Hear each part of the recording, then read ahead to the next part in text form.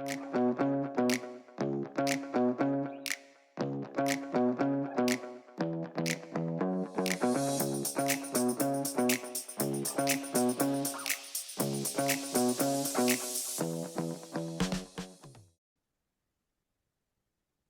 your eyes for a moment. Think back to the very first time someone truly believed in you as a learner, not graded you, not corrected you, actually believed in you. Now think about how rare that felt and ask yourself, what if that wasn't supposed to be rare at all? What if belief in human potential was never the exception, but always the natural starting point? That question is the life's work of our guest today. She got trained in TA in South Africa and expanded globally through online reach in places like India, East Europe, and so on. She's a teaching and supervising transactional analyst in education. She served as the co-chair of PSC, Professional Standards Committee, along with Giles, the body that sets the global bar for TA practice. She is a contributor to a chapter in Transaction Analysis in Education, an essential guide, perhaps the most grounded and generative text in educational TA today. And also the author of the book Transaction Analysis Coaching, which takes TA frameworks and applies it to coaching. But here's what's interesting and what the bio may not tell you. Karen doesn't operate from a deficit model. She doesn't ask what is broken and then try to fix it. She asks a far more radical question. What is already alive here and what conditions can invite growth in the other? On the OKR, we trace origins to find clarity.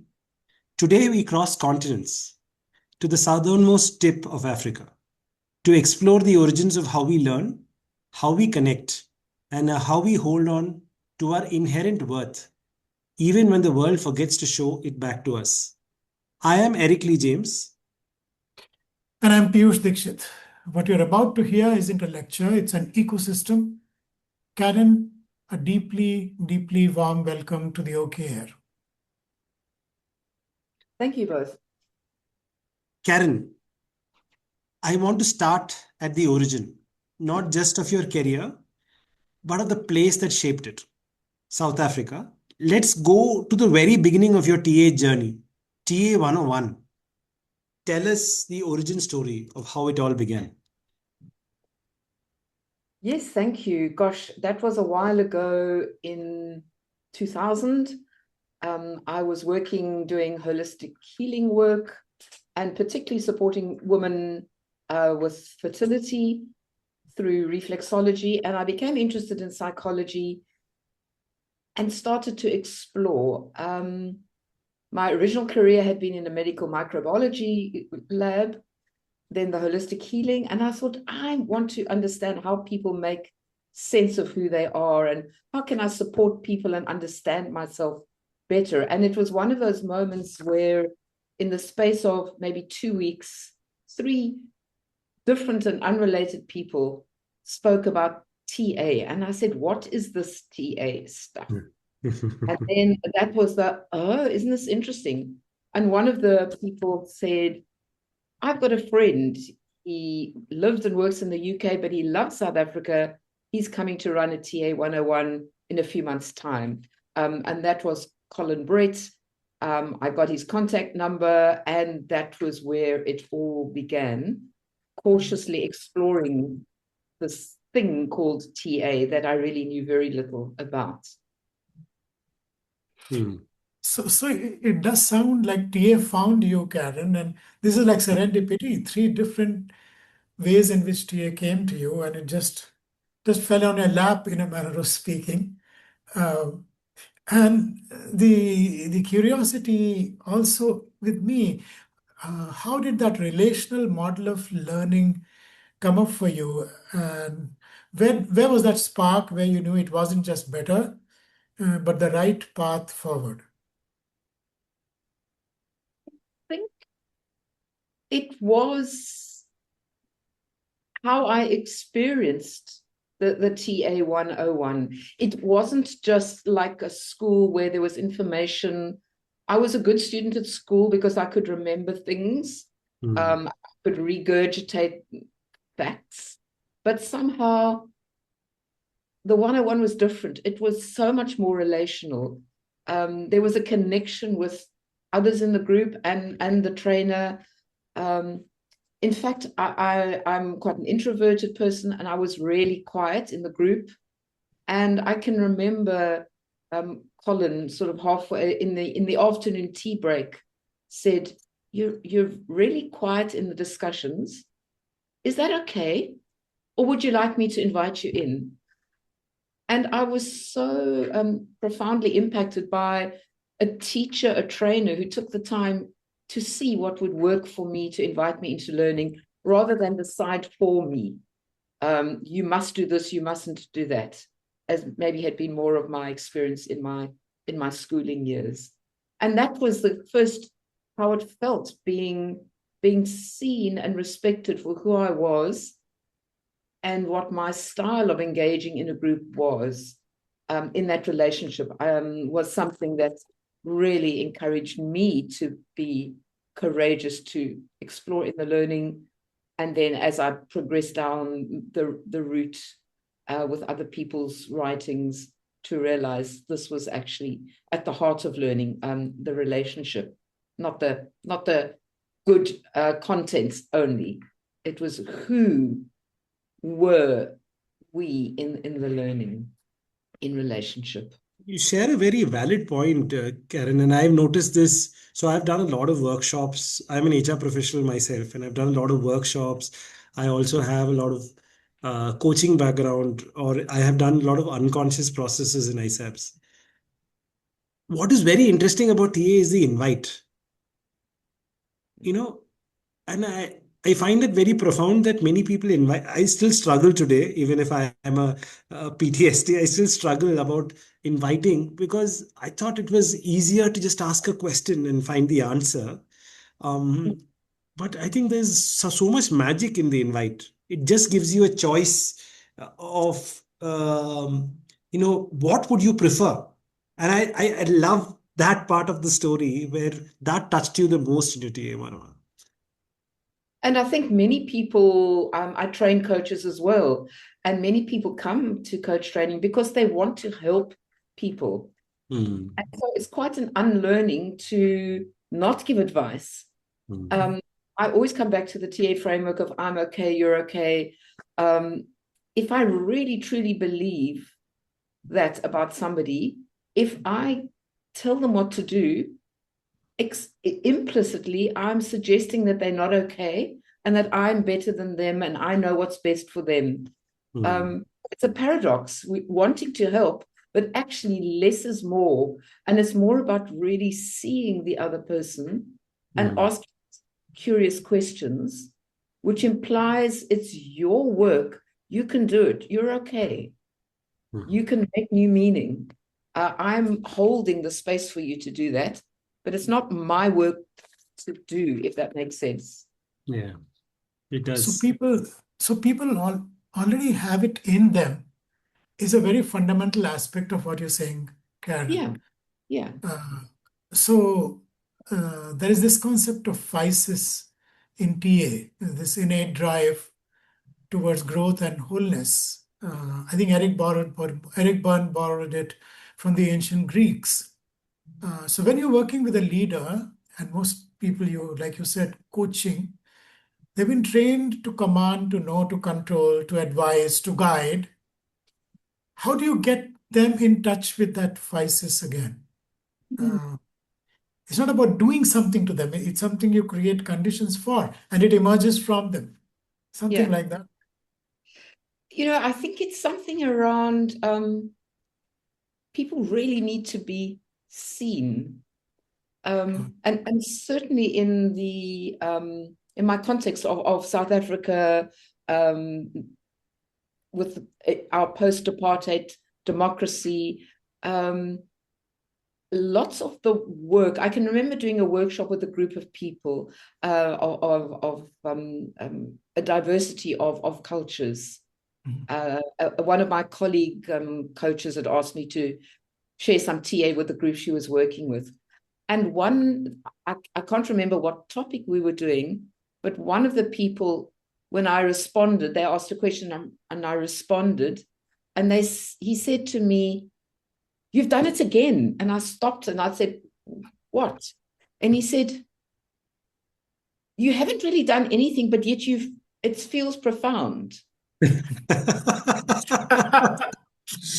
I think there was something in that moment of the quality of the relationship. And I come back to it, I really saw him. And maybe that's not what I would offer to leaders, in how I would work with them, seeing them for who they were, which would then give them the permission to see others for who they were, rather than abuse their power and authority and think being a leader means to be more powerful over someone less powerful, to tell, to direct. That's not what real power is. I go back to Claude Steiner's 7 sources of power, and it's much more integrated and grounded than that autocratic power. Mm. It is interesting.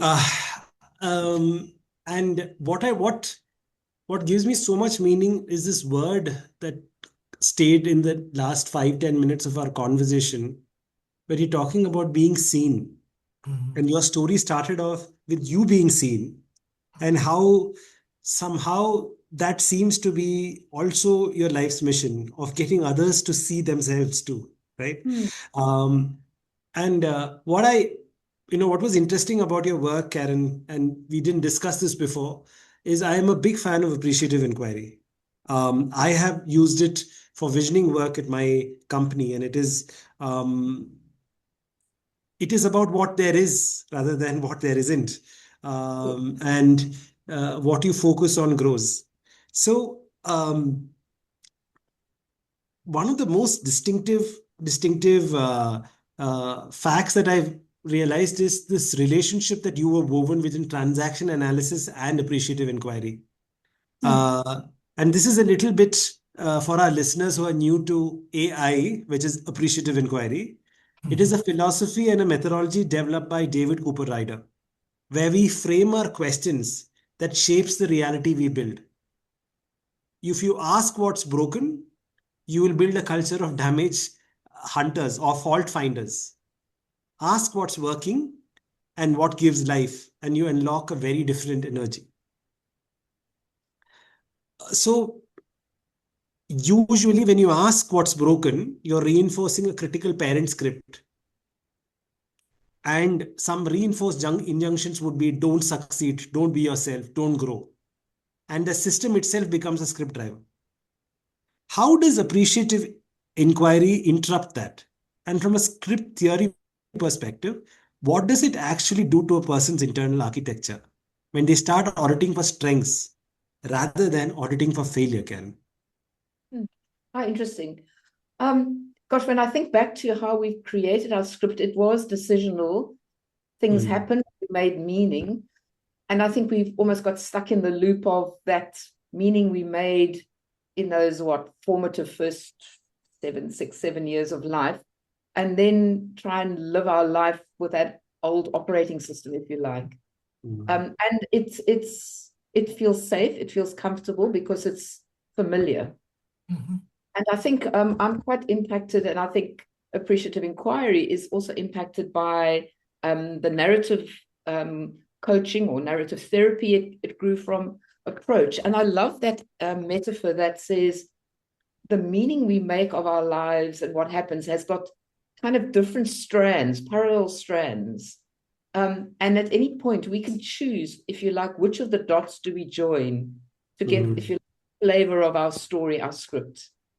Yeah. And I think appreciative inquiry goes, hey, there are other dots there. What would happen if you join some different dots? Because appreciative inquiry never just starts in the now. It says, think back in your life, in your organization, in your team, when the positive core was already alive.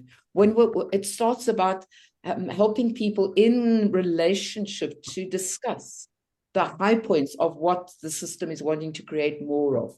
So it's inviting people to go back and go, yes, it was that moment, and this is what made it so enlivening. So it's almost just giving people a vehicle and the permission to make different choices of their life's experiences. And I'm thinking of, I think Byrne spoke about change happens in the adults with a child listening in. And I think some people say, oh, developmental work is all in the adult. I really, my conception is the integrating adult, which is integrating and expanding. And certainly, I think we make new decisions in the child. And I'm struck by some appreciative inquiry work that I've done when people are starting to talk in pairs and in small groups, what brings them alive. Even strangers or people who don't know each other in a system, as they start hearing each other's stories of the best experiences, there's inevitably laughter. The energy changes. And people then realize, why didn't I look for what works? The default, and maybe our society, our cultures invite us to focus on what's not right, sometimes with the intention for us to improve. But I think all the theories of appreciative inquiry, particularly I love their words create worlds, the constructionist view, the kind of words we use and in relationship do begin to create our new reality. And in terms of stroke theory, what you stroke will grow. Yeah. I totally agree, Karen. I did this workshop called Power of Strokes, and I used appreciative inquiry. And I must tell you, I totally agree with what you said. Team members who were at each other's throats, they started appreciating, and they worked together for 7 years, and they didn't know stories of moments where they had ahas and they had joys in the team. What I loved about what you said also was this: can you join some other dots? Yeah. And to my mind, I'm like, were there other dots? And that was interesting. And I think the perspective of finding other dots, and not only just the most convenient dots in our lives and the narratives that we're looking at, and look at the other dots and maybe join them, and maybe you find another story. That is indeed a lovely way to see it. And I'm thinking now, for our listeners, the internal critic is a big one inside. It doesn't go away easily. It kind of kicks in on its own. So depending on how much they get the chance to work with appreciative inquiry themselves, is there a small step they can start taking to get in touch with this part of them, or join these dots, like you said? What is the first step they can take towards it? I think the first step to any change is people really want it. They want, there's something, they must own the change. I'm thinking of Hayes' steps to success around accounting and the significant step. How important is it for you? Even when we coach people, if we don't get their buy-in, no change will happen. And I think once people really want it, it's that encouragement of, taking it outside of the TA world into other areas of people speaking about keeping a gratitude journal. What can I be grateful for? At the end of my day, if I look back, start to notice, start to appreciate what has gone well. And I think the more somebody starts to notice that, the more it will grow.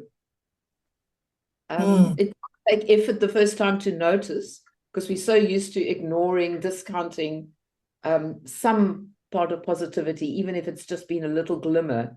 But when we start to hold and nurture it, I think that will grow. So maybe a daily review of, hey, what went well today is always a good place to start. Yeah, that sounds, so it requires self-introspection for a little bit. And what I heard you say now is paying attention to it more, more deliberate, and for a significant time, not just like a minute in passing. And that practice can eventually lead to them joining the dots, like you said. Yeah, indeed.